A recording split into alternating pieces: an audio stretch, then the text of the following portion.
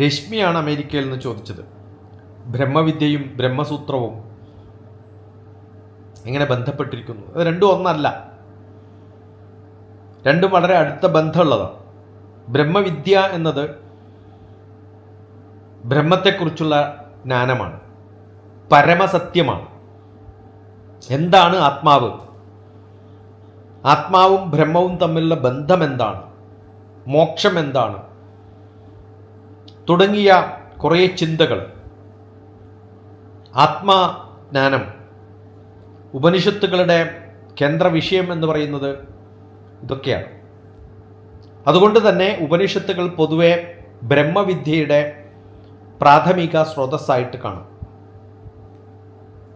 മറിച്ച് ബ്രഹ്മസൂത്രം എന്നത് ബ്രഹ്മവിദ്യയെക്കുറിച്ച്, ഉപനിഷത്തുകളിലെ ബ്രഹ്മതത്വത്തെക്കുറിച്ച് സൂത്രരൂപത്തിൽ ചെറിയ മീറ്ററുകളിൽ ക്രമീകരിച്ച് വളരെ തത്വശാസ്ത്രപരമായി അവതരിപ്പിക്കുന്ന ഗ്രന്ഥമാണ് ബ്രഹ്മസൂത്രം.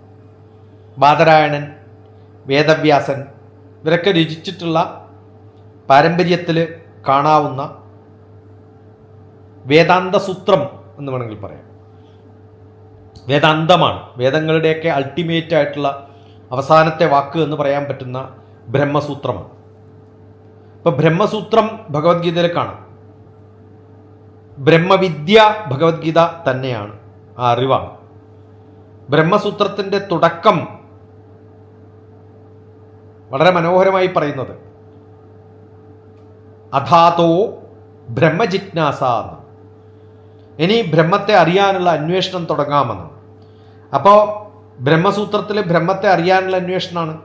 ഇപ്പോൾ ബ്രഹ്മവിദ്യയാണ് പഠിപ്പിക്കുന്നത്. അപ്പോൾ ബ്രഹ്മവിദ്യ അറിയേണ്ട ജ്ഞാനമാണ്, വിഷയമാണ്. അതാണ് ബ്രഹ്മസൂത്രത്തിൽ പറയുന്നത്, ആ ടെക്സ്റ്റിൽ പറയുന്നത് എന്ന് ആ ടെക്സ്റ്റ് തന്നെ പറയുന്നത്. ആ ജ്ഞാനത്തെ അന്വേഷിക്കുന്ന, വ്യവസ്ഥാപിതമായ, മനസ്സിലാക്കാൻ സാധിക്കുന്ന, സഹായിക്കുന്ന വേദാന്ത ഗ്രന്ഥമാണ് ബ്രഹ്മസൂത്രം. എന്തറിയാൻ? ബ്രഹ്മവിദ്യ അറിയാൻ. അതുകൊണ്ട് ഭഗവത്ഗീതയുടെ ഓരോ ചാപ്റ്ററും തീരുമ്പോൾ ബ്രഹ്മവിദ്യായാം യോഗശാസ്ത്രേ ശ്രീകൃഷ്ണാർജുന സംവാദേ എന്ന് പറഞ്ഞിട്ടാണ് തീരുക. ഇപ്പം പറയുന്നത് ബ്രഹ്മവിദ്യയും പറയുന്ന ടെക്സ്റ്റ് ബ്രഹ്മസൂത്രവുമാണ് എന്ന് മനസ്സിലാക്കി. ഇപ്പോൾ പ്രസ്ഥാനത്രയങ്ങൾ ഉപനിഷത്ത്, ഭഗവത്ഗീത, ബ്രഹ്മസൂത്രം, ഇത് മൂന്നാണെന്നാണ്. ഇവയിൽ ഉപനിഷത്തിൽ ബ്രഹ്മവിദ്യയുടെ അടിസ്ഥാനമായ വെളിപ്പെടുത്തലുണ്ടാവും. ഗീതയിൽ അതിനെ ജീവിതത്തോടും സാധനയോടും ബന്ധിപ്പിക്കുന്നു. ബ്രഹ്മസൂത്രം അതിൻ്റെ യുക്തിപൂർവം ക്രമീകരിച്ച് പരിശോധിക്കാൻ വേണ്ടിയിട്ട് ഉപയോഗിക്കുന്നു. ഇപ്പോൾ 3 ടെക്സ്റ്റാണ് ഉപനിഷത്തുകൾ, അടിസ്ഥാനപരമായിട്ടുള്ള ടെക്സ്റ്റ്. ഭഗവത്ഗീത പ്രാക്ടിക്കലായിട്ട് ലൈഫിൽ ഉപയോഗിക്കാൻ വേണ്ടിയിട്ട് പറഞ്ഞു തരുന്ന ഒരു ജീവിതാനുഭവത്തോട്, സാധനയോട് കൂടി കൊണ്ടുപോകാനുള്ള, ബന്ധിപ്പിക്കുന്ന ഒരു ഗ്രന്ഥം.